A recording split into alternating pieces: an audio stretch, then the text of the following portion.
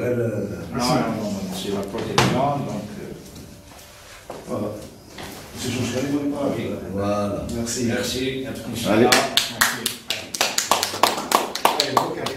Omar Meddahi, donc je suis le fondateur de l'entreprise de MNC, qui est une entreprise algérienne spécialisée dans la fabrication des instruments de pesage et de la métrologie aussi. Pour contrer un certain nombre d'effets négatifs de certains comportements au niveau du secteur économique, donc qui est dû à des règles anticoncurrentielles qui viennent en particulier donc de non-respect de l'éthique, donc on va dire le mot, donc dû à la corruption.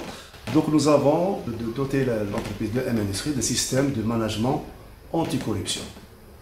Donc il va d'abord suivre la norme internationale 37001 qui va définir toutes les limites à ne pas dépasser, les règles qu'il faut respecter, etc., etc. Donc pour nous, ça va être un autre avantage compétitif et concurrentiel par rapport aux autres entreprises algériennes. Ne pas avoir de système, ne pas se doter d'un système anticorruption, ça ne veut pas dire qu'on est corrompu, mais on va subir cette corruption.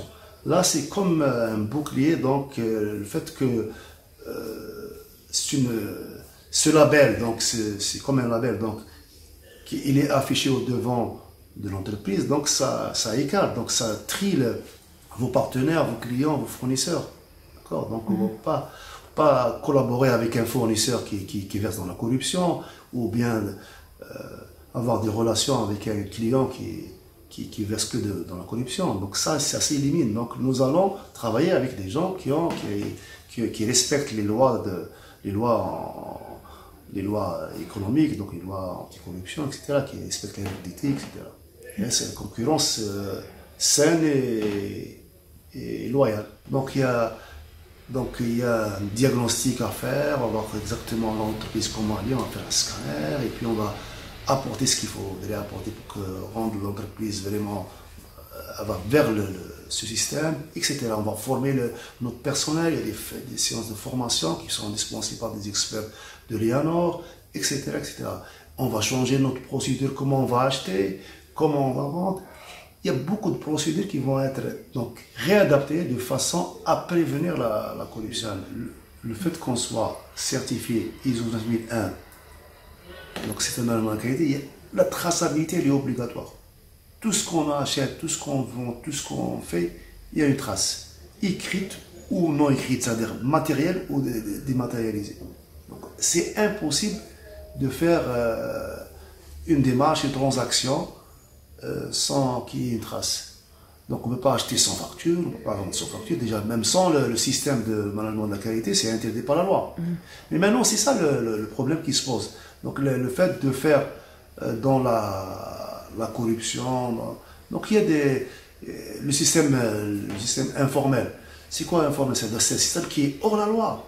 Il achète sans facture, il vend sans facture, il ne paye pas ses impôts. Ça c'est plus que la corruption.